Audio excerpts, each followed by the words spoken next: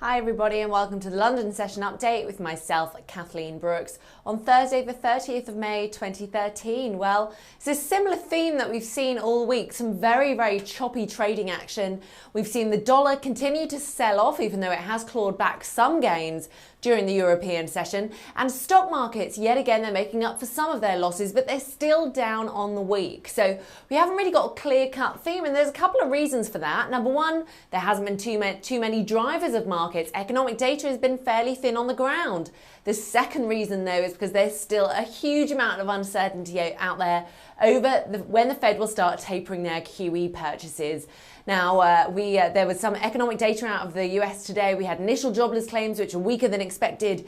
And we also had GDP, which was revised lower for the first quarter. So basically both of those data points are not that supportive of tapering QE. So that's taken the dollar back just a little bit. But overall, I want to show you this chart. Now, it looks pretty complicated with three lines, but it's not really. It shows you Treasury yields in the US, it shows you the dollar, and it shows you the S&P 500.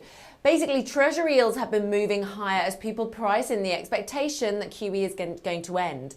Now, for a while there, Treasury yields were able to move higher, and that was good news for stocks and the dollar. However, as we got above 2%, particularly got above 2.1%, all of a sudden we seem to be at a tipping point whereby stock market bulls and likewise dollar bulls are just taking a back seat. And that's what we've seen really today across the dollar crosses.